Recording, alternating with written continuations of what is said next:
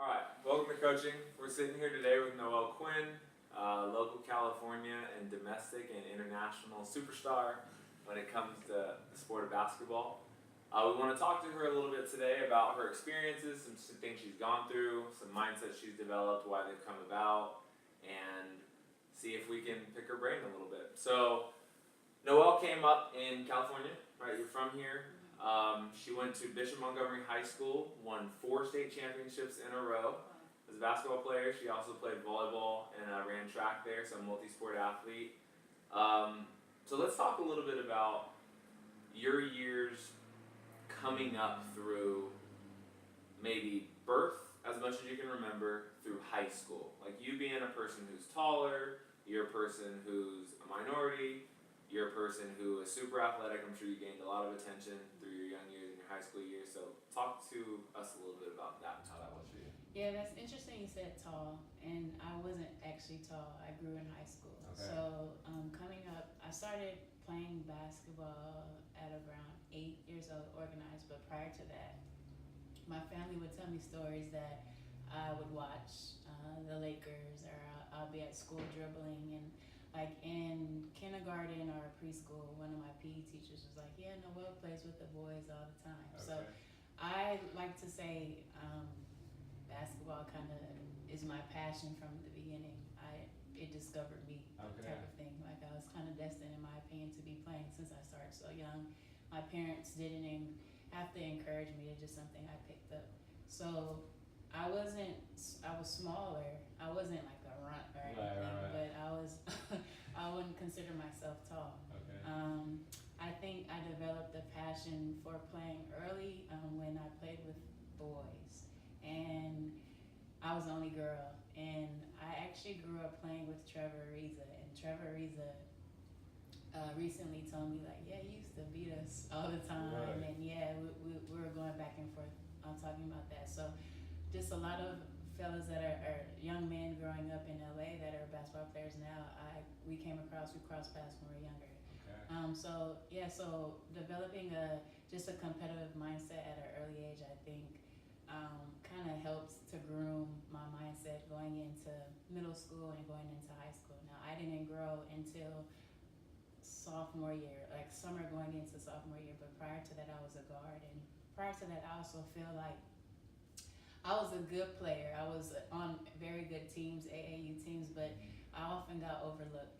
So I would, I practiced in my backyard all the time. I would do extra work. I would be one of the best players on my team, but I always felt like everybody else was getting more attention than me. And Okay. yeah, and so that mindset, I think, or those experiences kind of molded my high school experiences of, did I say I wanted to be the greatest? Not really, but Right. my mindset and my work ethic kind of propelled me throughout my high school years. No doubt. So, for those of you who don't know, what Noelle holds now, kind of moving backwards, is this past season, just a few weeks ago, she won the WNBA Championship.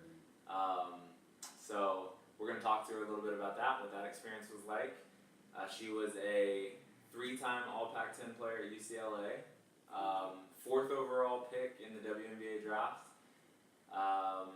What else? Like we told you, a 4-time straight high school state champion, and you also won a championship in volleyball, didn't you, in high school?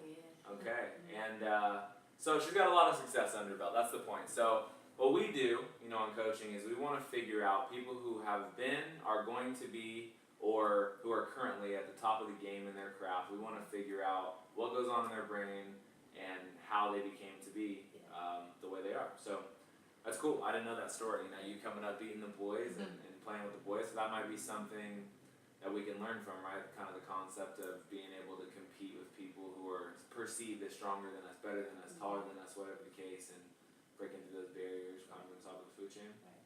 Cool. On top of that, being a woman in a male-dominated sport. No doubt. No doubt. There we go. So, being young at the top of the game, I want you to go in a little bit deeper about that. So once you did start to get some size, and you did start to get some looks, because at this point, like you're going through high school, you're developing your size, maybe at the point by your 11th grade year, 12th grade year, maybe you start to get some attention before you get ready to go to UCLA. What was that like for you as far as you can remember, being in high school? what sort of things do you think you could speak about that people may not perceive right away looking at your success that may have happened? Yeah, well, let me just preface, UCLA was kind of one of the schools from the beginning. So I was heavily recruited, even though I was small early. Right. But so by the time I got to high school, I understood, started to understand the recruiting process, but not really. So coaches, by junior year, coaches are able to call, come up to school and things of that nature. Right. So I knew there was something big was gonna happen, but prior to that, I'm just working in the gym. I'm a very quiet and reserved person, so I just I took honors classes, AP classes in high school, but my mindset was to excel in the classroom, and then I can excel on the court. That makes sense. So my success isn't only predicated on how well I play basketball. Right. I wanted to continue my education. I wanted to be a great student because I knew I wanted to go to college. Right. You're a great student, you can go to school, but on top of that, now as an athlete, I discovered I can have a basketball scholarship. Like, I could get my school paid for. This is amazing. That's right. So my mindset is just I just kind of put my head down and work quietly. I don't think there's a secret formula to the success I've had other than a faith in God, a strong family background. My mother was an educator for about 35 years, so education was instilled in me at an early age. Right. So I kind of just did the work, and everything kind of evolved into where it is right now. There's no secret to it. I put in a lot of hours. There would be times where I would go to school, go to lunch, not even go eat lunch at times. Sometimes I'm in the library doing my homework because I understand there's a long day coming up after school. Right. Go to practice, go home, and stay up until the wee hours of the morning finishing my homework and things like that. Get a few hours of sleep and do it right again. I couldn't do that right now. When I'm young, you do things that you don't know that you can do. You kind of push yourself, but you don't understand. No doubt. You know what I mean? But that was just my mindset. Just get the work done, and everything else will follow.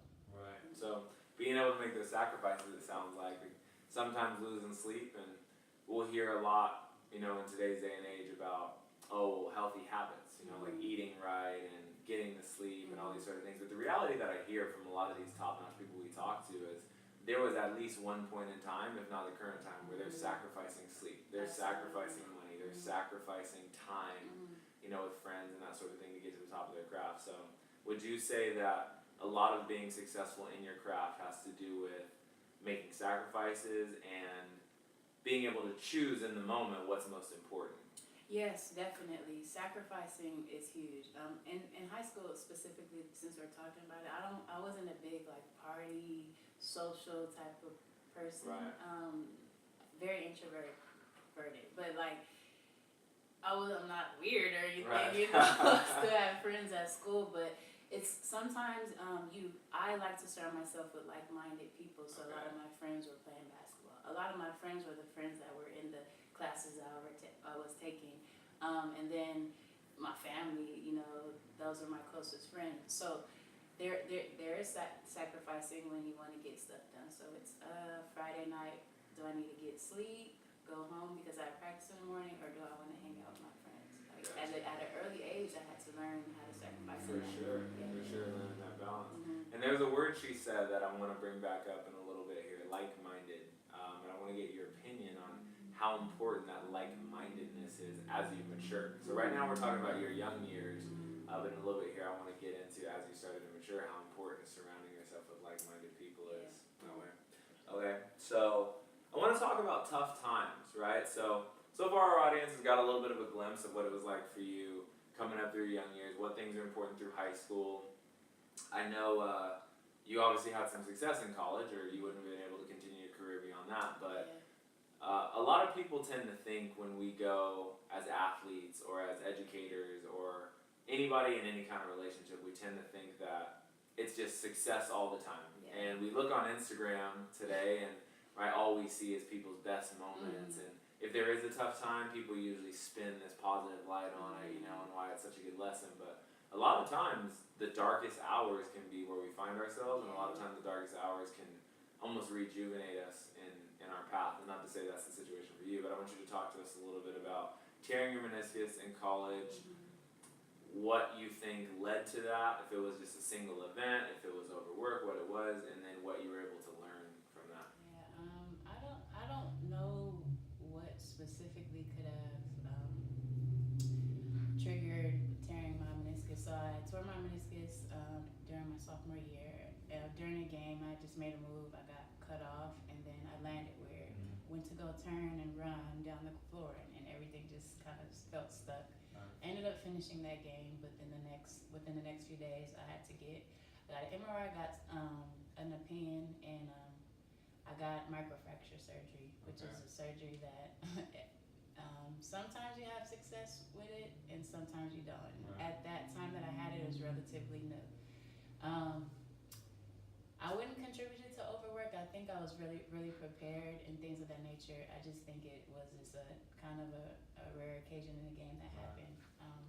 During that time, it was tough because now something that I love and I'm very passionate about was like taken away. Sure. Taken away in the manner of I couldn't physically do it. Now I can watch, I can encourage my teammates, but I wasn't able to be out there with them. And there were times where I would be in my dorm room while the team was away on a trip, and it would be difficult. I couldn't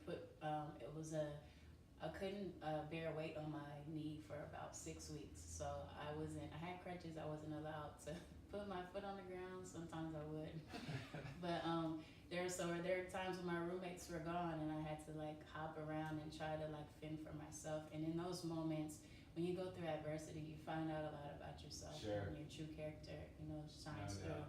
And I just remember saying, wow, I will never take this game for granted ever again, because I don't think I was taking it for granted, but at that point, things were coming very easy to me. Right. And I wasn't saying I wasn't putting the work in, but I could have done more. For sure. And I start like having this recollection of like, dang, I could have done a little bit more, maybe if I did this.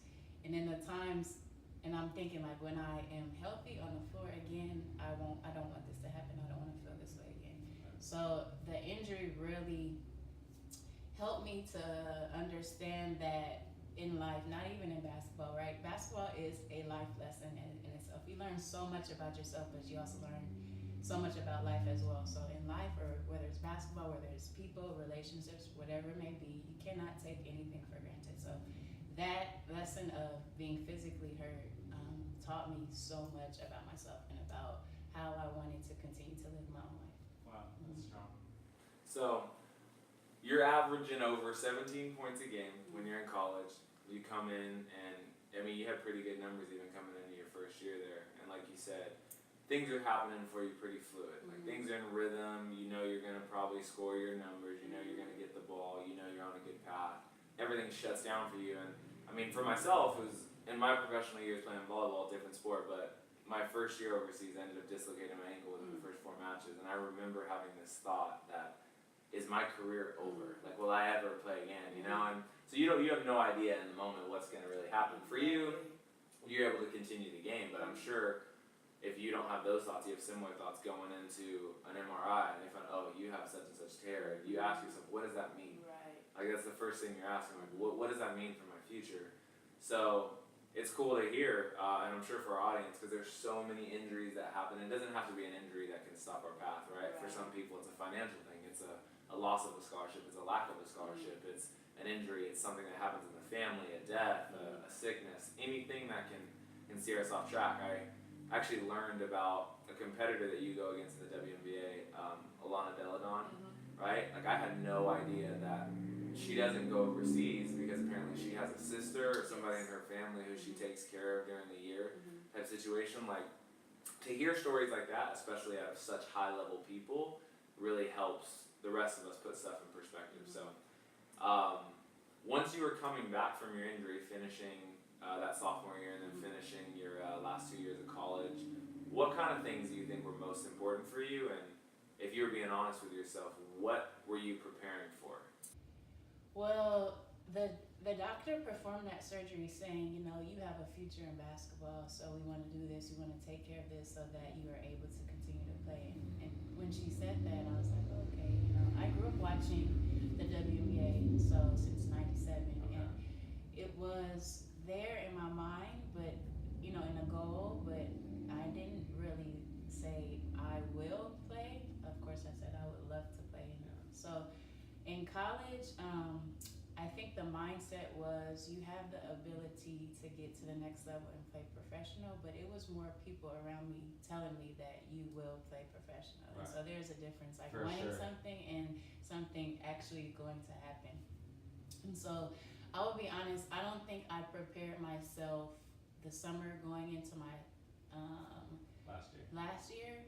to be a pro. Okay. Body wise, I wasn't really paying attention to my eating habits and my sleeping habits. Now I was working out and things like that, but I don't think I put my all into it to being a professional athlete, because at the end of the day I still didn't know. And even the moment I got drafted, still that surreal feeling of, wow, I'm a professional athlete, but what is that? I didn't know. Right. So honestly, when I got drafted, it was a dream come true. Yes, everything was amazing, but I really didn't learn how to be a professional, what it was like to be a professional, until about my 4th year coming into the league. Okay. Which is interesting. And so I was surrounded by, my first few years, I'm surrounded by young individuals on our team. We're a very young team. I get to LA and we're very, very veteran heavy team. So this is where I learned, okay, you gotta eat better, you gotta sleep, you have to come to practice early, you have to stay late. All these things I learned just from watching the greats who I played with. Mm-hmm. Okay. Wow. So you get ready to make this transition. Like we told you guys before, 4th overall draft pick in the WNBA draft. That's pretty high up there. Yeah. So there's a lot of expectation, I'm sure, that comes with that, whether it's expectation from the outside or expectation from yourself, which I also think is way different. Like, people tend to tie it together, but I think the expectation from the outside world and the expectation we have of ourselves, hopefully our own isn't completely developed by other people's, but sometimes it can be. So what would you say were the 2 largest transitions you had? Because in college, right, you're playing, but you have school, you got family, you're still young, maybe you're on scholarship, everything's funded, you're not necessarily managing all your money.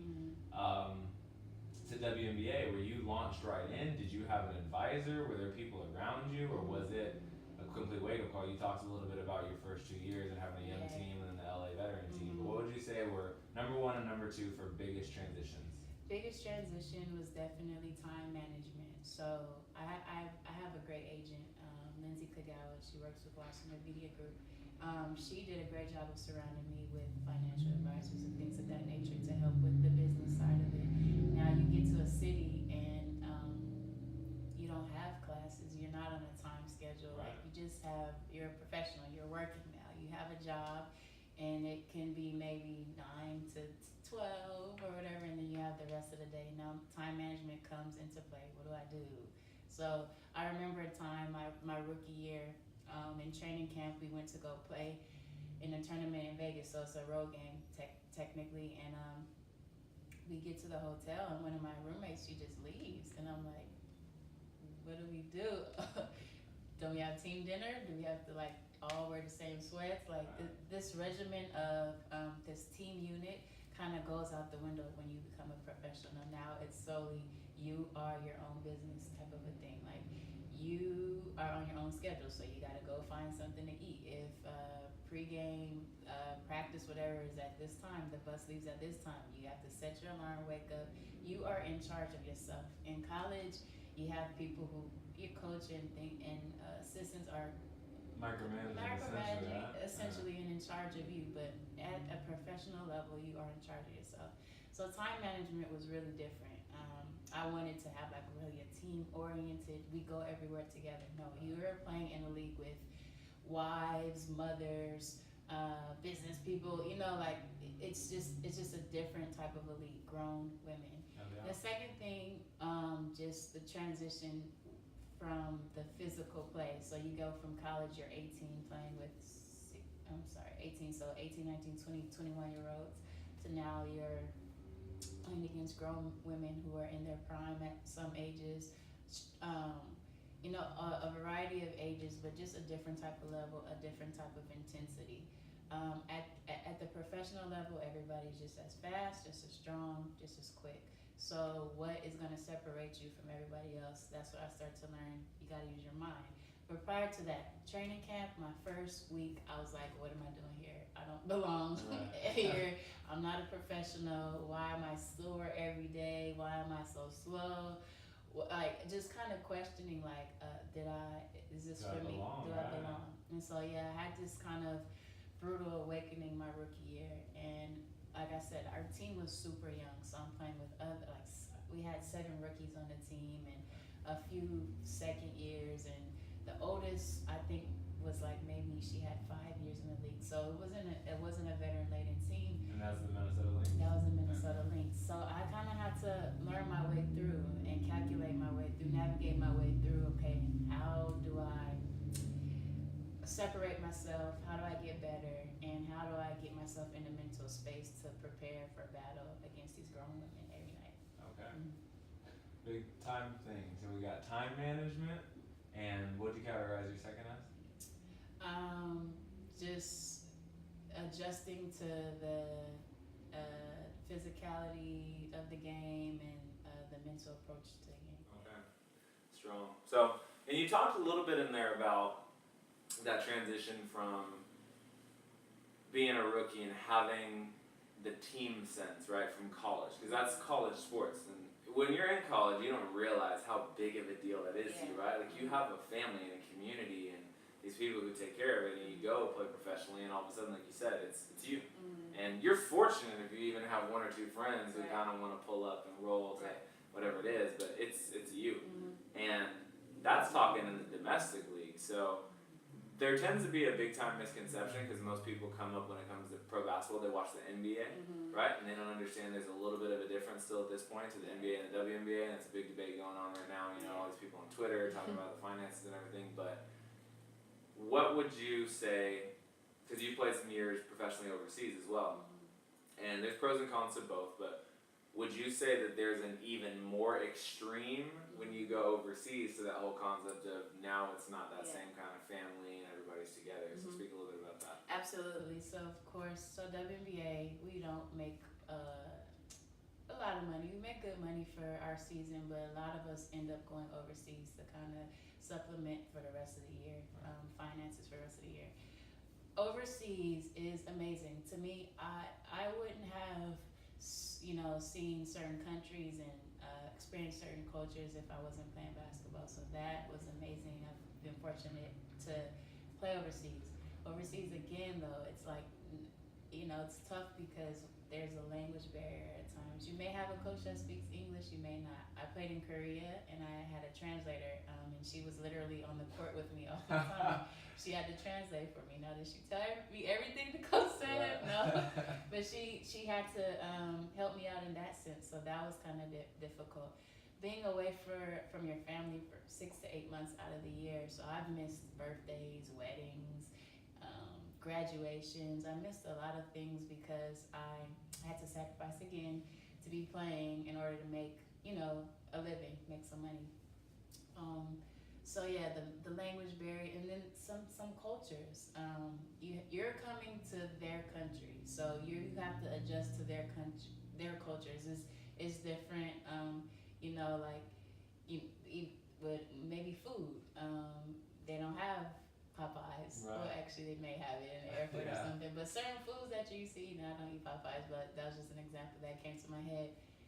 You're not used to, you go to the store and you have to navigate, okay, is this chicken? Is this beef? Like, what is this? Like, certain things like that. So it becomes an adjustment. And again, you are your own business. You have to navigate through yourself. You have to stay on top of your nutrition, your physical fitness, things of that nature.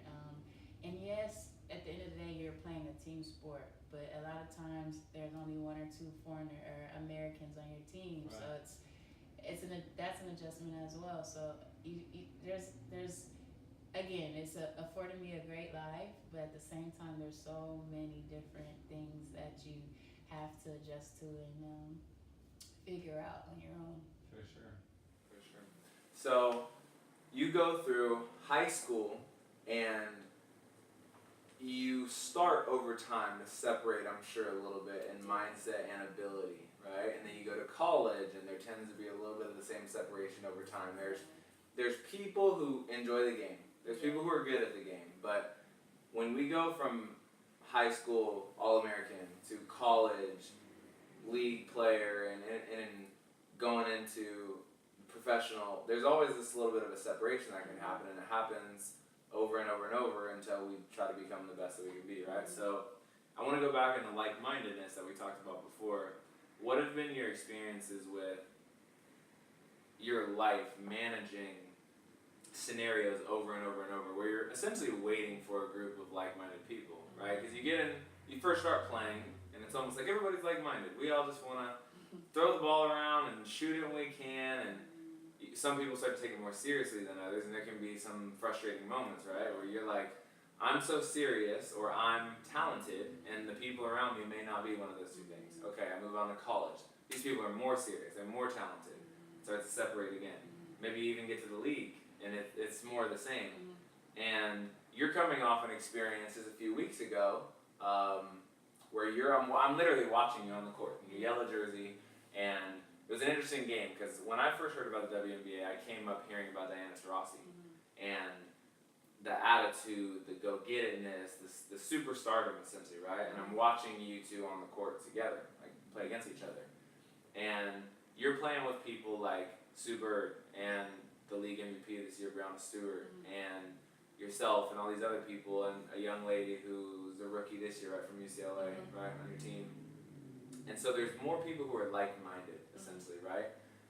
To you, did you enjoy the periods more where you were the number one top dog in terms of mindset, or do you enjoy it more where you're sharing with a team or with a coach or with a group or with a league or however far you want to take it of people who have a similar mindset? Yeah, I would say each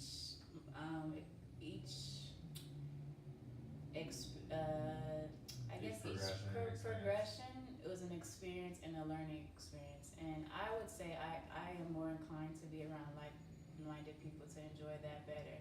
I'm not saying that I didn't enjoy my experiences, because the experiences as being the top dog, as you said, helped shape and mold me. It stretched me. It forced me to find a voice outside of what I thought that, it pushed me to limits. It pushed my limits. It showed that there was no limitations to myself. So being in high school, not playing with maybe one or two good players, and everybody else is, some players go to college, some don't. I was able to encourage. At the same time, I was able to yell at them, and we were able to win. So in that manner, I learned a lot about myself. And there were frustrating times. It was always fun, but at the same time, moving into a profession where everyone has this like-mindedness, it is more fun because everyone has a common goal. Everyone understands sacrificing what it takes to be number one.